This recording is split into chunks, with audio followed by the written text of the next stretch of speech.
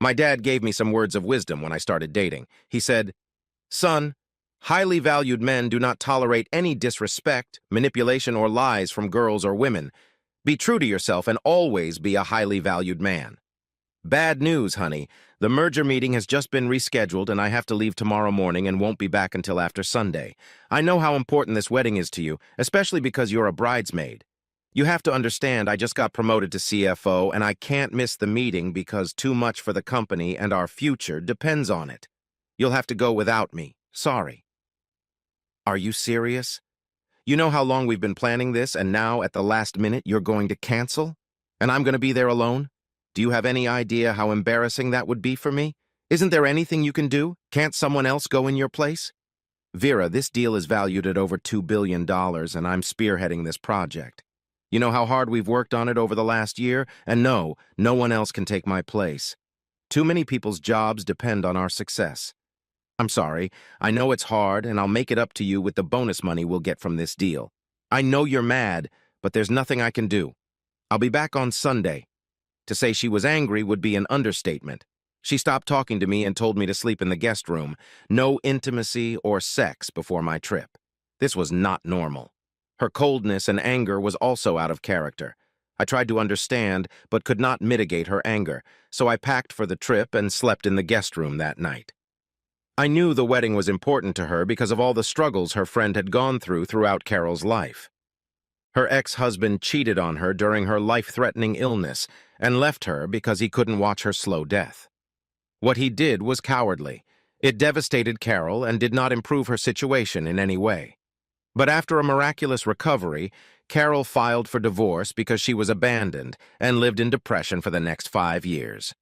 All her friends and family were there for her and tried to cheer her up, but to no avail.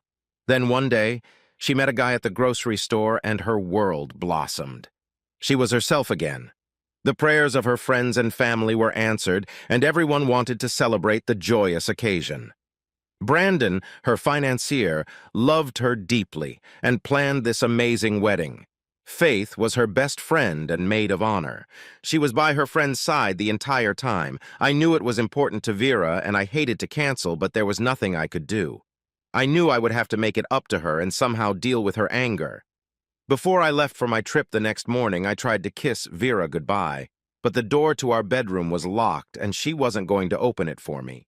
I told her I loved her and would call her when I landed in Germany. Receiving no response, I sadly made my way to the waiting limousine that took me to the airport. I felt horrible and miserable about her actions and lack of understanding of my situation. After 19 years of marriage, I had expected more tolerance and caring. I called her before my flight, but her cell phone immediately went straight to voicemail. I left her a message apologizing again, hoping for a response. I sent another message before takeoff and another when I landed 10 hours later. Still no response, no voicemails, no texts.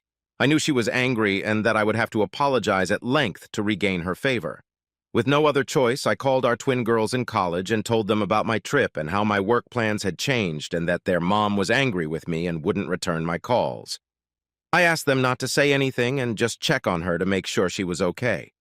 That I was worried about her, and that I would feel so much better if they could let me know she was okay.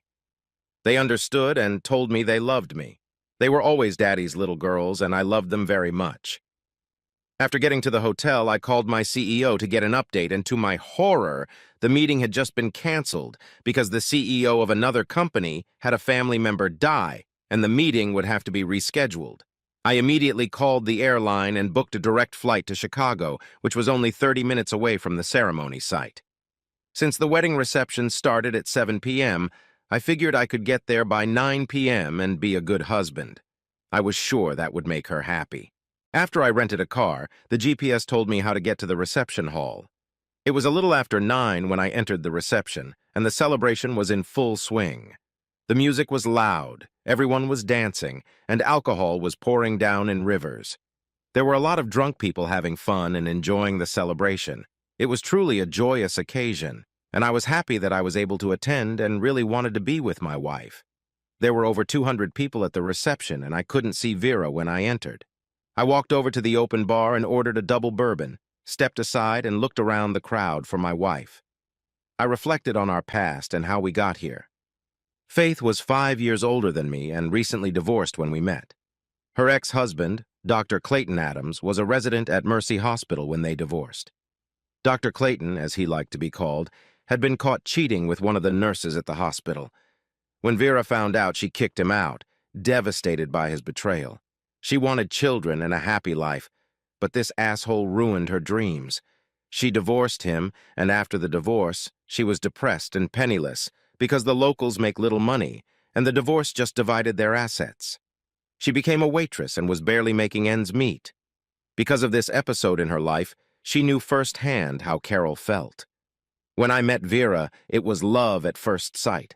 I fell head over heels in love with this woman. She may have been broken and depressed, but I knew she was a rough diamond. I saw her obvious beauty, but fell in love with her heart and her caring nature.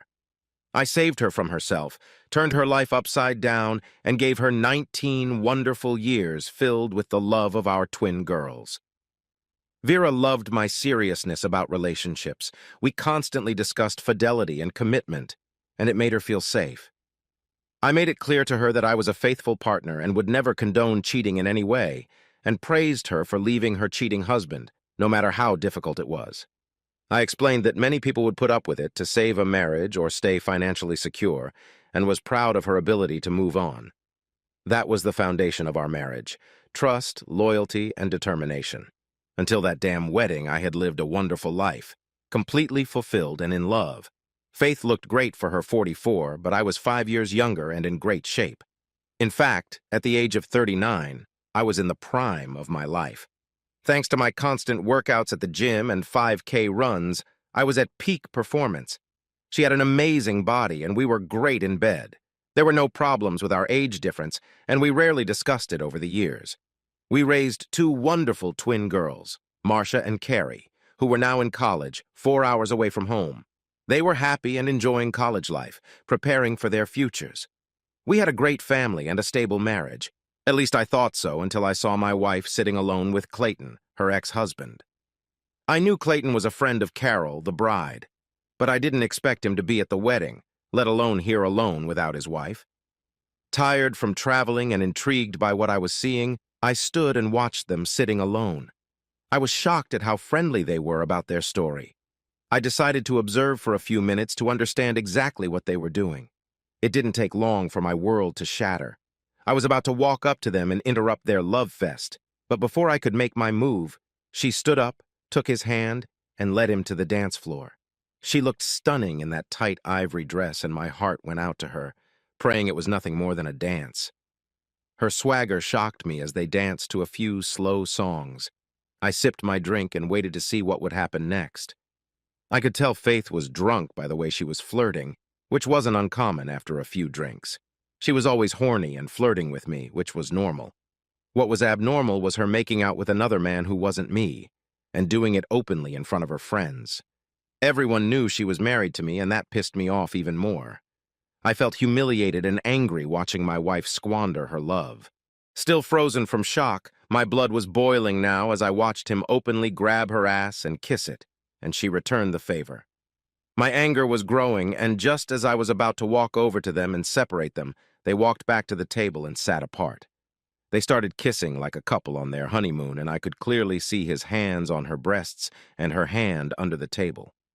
Just before I was about to confront them, I realized that my marriage was over. I remembered my father's words.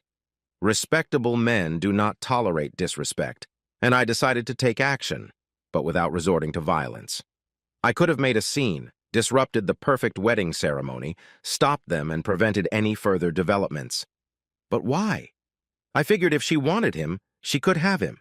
It wasn't mine anymore.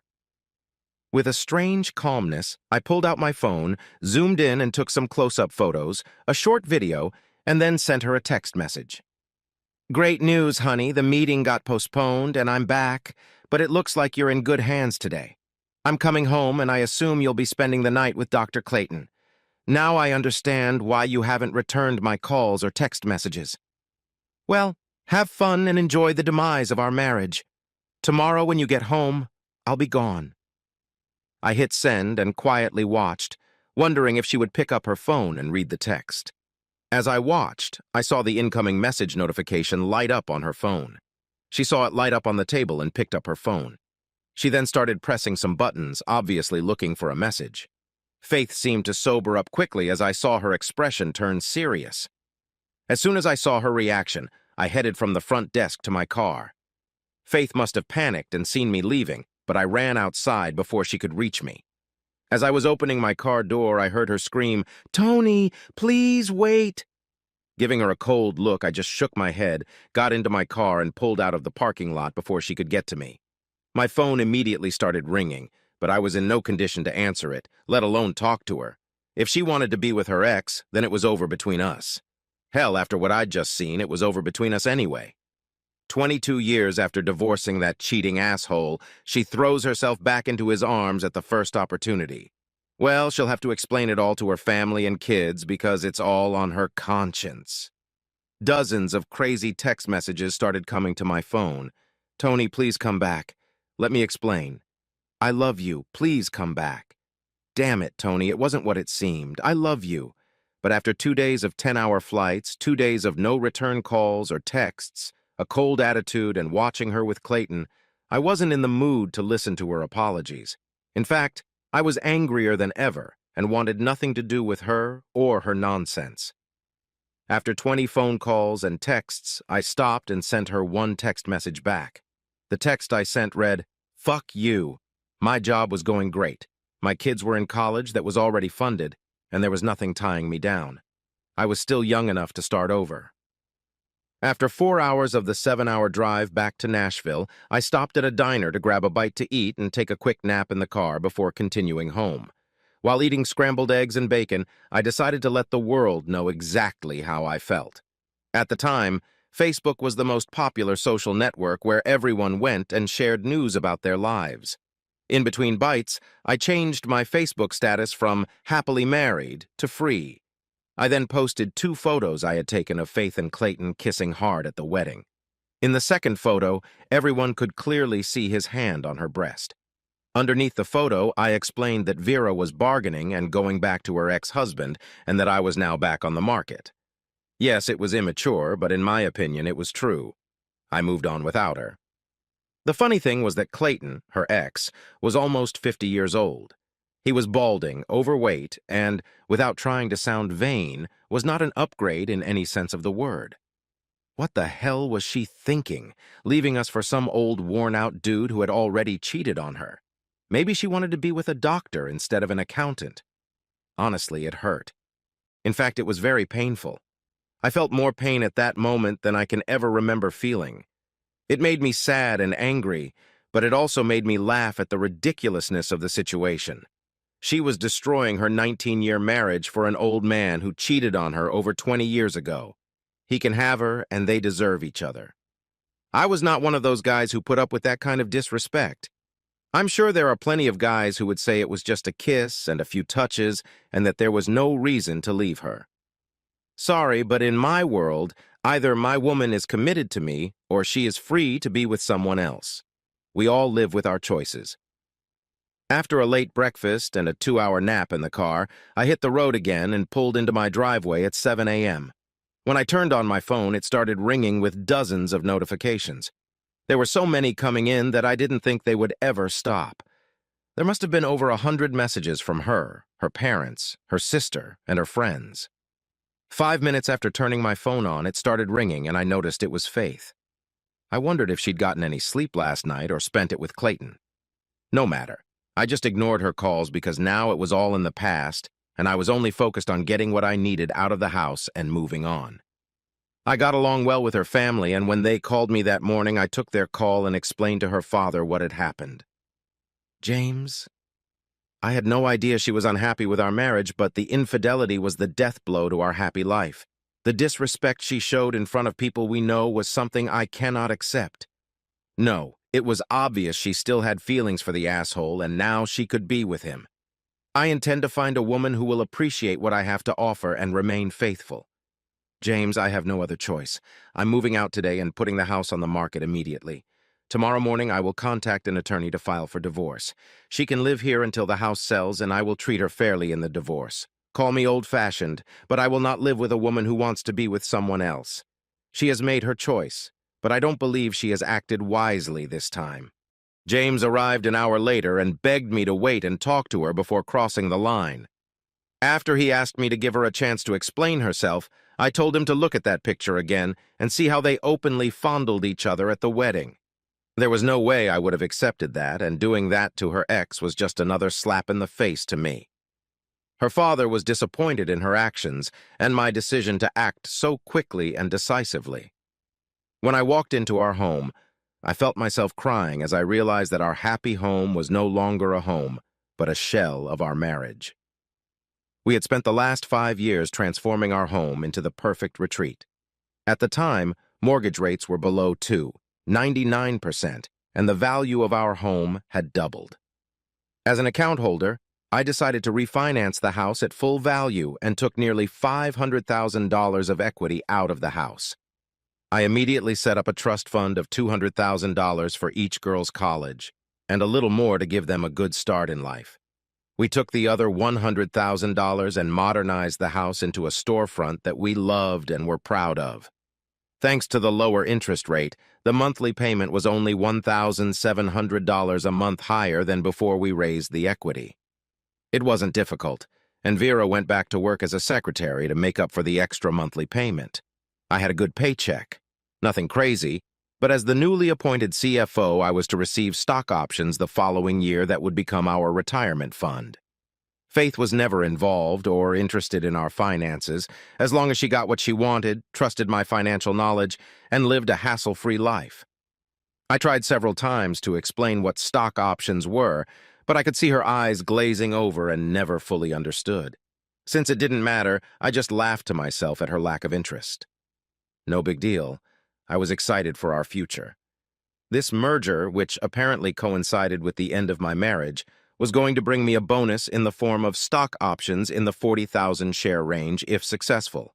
Of course, I would have to wait several years to exercise the options, but the expectation that the stock price would reach $100 per share gave me confidence in the future. Since the merger was on hold, the options would not be part of the divorce settlement. I was going to file a declaration of irreconcilable differences and just divide our assets. This amounted to about $50,000 in our savings account. We would have split the sale of the house, but the full utilization of the borrowed funds meant there would be nothing to split. At age 44, Vera would have walked away with her car and $25,000. If she remained faithful, she would live a happy life with a secure future. Her world was about to be shaken because my anger and humiliation overshadowed all the love and memories that were buried deep in my soul. All I wanted now was revenge, and for her to realize what she had given up. I hadn't seen Clayton in 20 years, and it brought back so many memories, both good and bad. He was a good husband until he cheated on me and ended our marriage. We always had chemistry and great sex, but he was no match for Tony. My husband was much more handsome, a great lover, and I love him fondly. But why am I sitting here with Clayton and letting him touch me and kiss me? I know it was wrong, but I kept flirting. I definitely had too much to drink, but Tony was supposed to be here. God, I should have been smarter and stopped it, but it felt so good. For some reason, he still felt like a kindred spirit, and a little flirting wouldn't hurt anyone. Besides, Clayton was divorced now, and Tony hadn't bothered to change his commute to be here with me where he belonged. He knew how important this wedding was to me, so I guess I owed it to him to have a little fun. After another kiss, I got a warm feeling inside. We can play around a little here in this secluded place. Everyone is drunk, and I'm sure no one will see us. Just a little kissing and touching, nothing more. I'll make up with Tony when he gets back. A text message flashes on my phone. All my friends are here. Maybe it's Tony checking in. Oh my God, Tony says he's here. I don't see him. Wait, is that him leaving now? Damn it, I gotta get to him. Did he just see me making out with Clayton? Damn, this is bad. Turning to an embarrassed Clayton, I said, "Excuse me, I need to use the ladies' room." Desperately running out of the reception area, I saw the exit door close in the hallway and ran as fast as I could in my high heels. Oh my God, it's Tony, and he saw me with Clayton. Tony, wait, please. There was no answer, and he just got into his car. I tried to run after him, but he drove off. Now he's not answering his cell phone. How many text messages have I sent him, and he doesn't answer? He is angry, and I don't blame him. After a few more calls and dozens of texts, my heart broke when I finally got his only response. Fuck you. Two of my girlfriends found me kneeling outside in the bitter cold and asked me what was wrong. When I explained it to them, they were shocked by my actions and concerned that I had been caught. They know that Tony is a hard-ass, and if he saw us together, trouble would be waiting for me. After packing my things, I sat down at the kitchen table and drank my last cup of coffee in the home we were creating together. I was filled with sadness and anger as I put the empty cup in the sink. I left a short note on the table asking her not to call me, and we would talk as soon as the divorce papers were ready. I didn't bother to sign the note and just put my wedding ring on top of the paper. Before I left for the last time, I opened my laptop and divided our funds and canceled our joint credit card after paying off the balance. From now on, she was on her own. If she was fighting a divorce, she could just pay all the bills herself. There was no way she could afford the mortgage and utilities. The house would be in demand and would be sold quickly for the right price. If she hadn't resisted divorce, we could have ended this sham marriage quickly, and she could have gone back to her beloved Clayton. I left my former safe haven for a dark, unknown new world. I later heard from my friends at the wedding that after I left, Faith was desperate. They couldn't get her to stop crying until she finally passed out from drinking and exhaustion from uncontrollable sobbing. Her friends felt terrible and worried about Vera. They called me several times, leaving voice and text messages asking me to call them back. To keep her from ruining the wedding reception, the girls took her back to her hotel room, put her to bed, and checked on her several times to see how she was feeling that night. When she woke up early in the morning and remembered what had happened, she tried calling me over and over, begging me to forgive her and please call me. I wanted nothing to do with her after what I witnessed and never returned her calls or texts. Sunday morning, Vera woke up with a severe hangover and fear of divorce. She flew home at noon and her dad met her at the airport. She found out later that Tony had told her dad that he wasn't picking her up and she needed a ride. From the concerned look on her dad's face, she must have looked terrible. Her dad was her rock, and when she saw him there, she rushed to him and hugged him, sobbing into his shoulder. "Daddy, I messed up, and I think Tony is going to leave me." With a sad face, he quietly turned to his suffering little girl. "I talked to him this morning, and it doesn't look good. You know, Tony. What the hell were you thinking? And with Clayton?" "I don't know what I was doing. I was drunk and pissed at Tony because he didn't come to the wedding. I know I screwed up, but he has to forgive me, Daddy. I never even had sex with him." "Honey, from the pictures I've seen, you might as well have had sex with him. I'm not sure he's the kind of guy who forgives too quickly. You know Tony, and being with another man the way you were in those pictures was cheating on him." As she walked into the house, she prayed that Tony would be there waiting for her, but knowing Tony, she knew he was long gone. She spent the rest of the day in tears, reaching for Tony's cell phone in hopes that he would at least talk to her and give her a chance to apologize.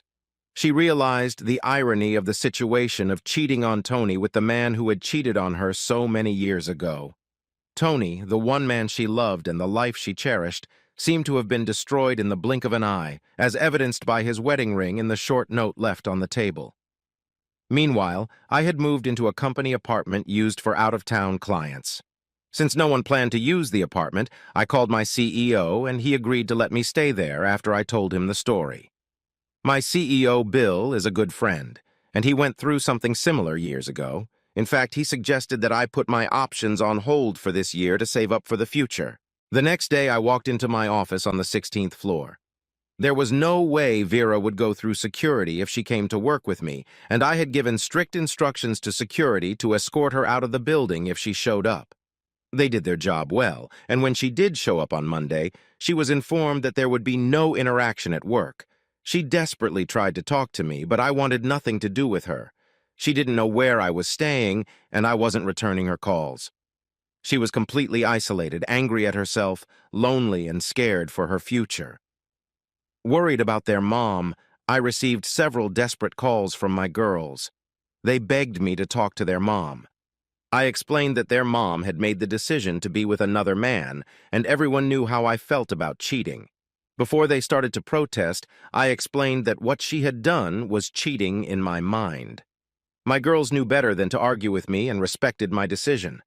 I calmly tried to explain that their mom chose another man over me, and I no longer had any obligation to her, and our divorce was inevitable, but I would always be there for them and wanted to keep them in my life.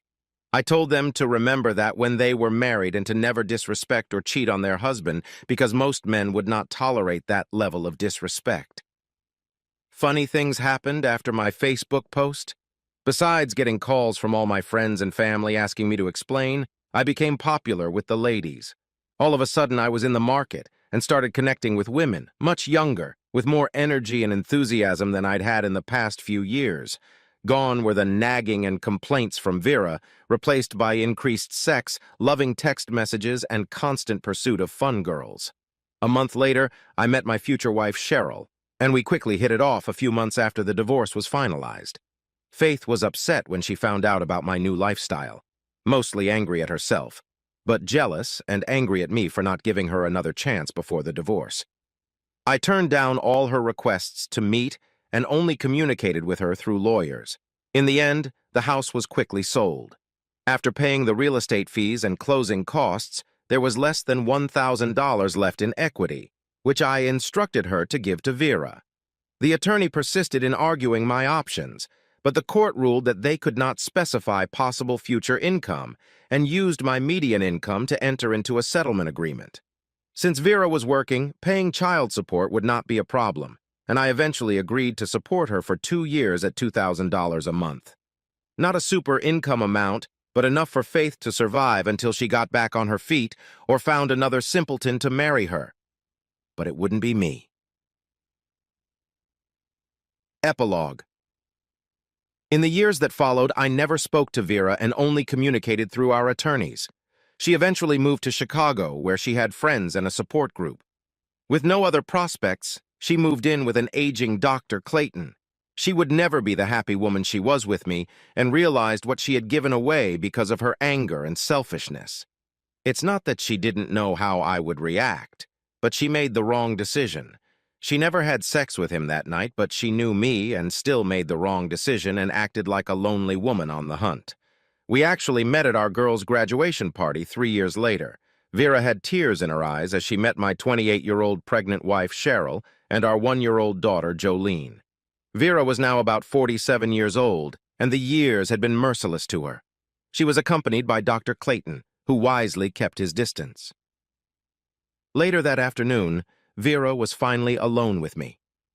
"Tony, you never gave me a chance to apologize.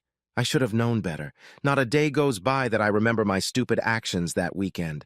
We had everything, and I gave it all up for nothing. You were the perfect husband, and I miss the wonderful life we had together. Faith, it's in the past, and I forgive you. Yes, I never thought you would be in his arms while I was away working on our future. But I really need to thank you. You gave me 19 wonderful years and 2 wonderful girls. I will always love you for that. Faith, the truth is that because of your betrayal, I found Cheryl. And creating a new family with Jolene and our newborn baby girl has allowed me to extinguish the anger I harbored toward you. You need to take care of yourself and live for your future. Our past is just the past. Good luck, and I look forward to seeing you at the girls' future life events." Just at that moment, Cheryl came up to me with our daughter in her arms, and I introduced them. The age difference was obvious. In her 47 years, Faith could have been Cheryl's mother, and once again, Faith felt sorry to lose the man she loved to a night of anger and selfish behavior. For the next 10 years, we met at the girls' weddings. She never married, but continued to live with Clayton, who treated her well. Seeing me with my new family and 2 little girls brought back so many fond memories. Now that happy life she had once enjoyed was gone forever, and she would end up living a quiet life filled with regret for lost love and good times. As a final act of revenge that summer, after my stock options were exercised, I bought my old house, which was back on the market. All my family and friends, with the exception of Vera, were thrilled to have the old house back, with so many memories associated with it. My girls loved visiting and reminiscing about their time growing up in our loving home. I wish Faith had chosen a different path. She would have loved being here and living the life we planned together. But life goes on, and I am enjoying creating a new life and new memories with my wonderful wife and my little girls. A rule to live by: Before you do something bad to me, make sure you never need me again.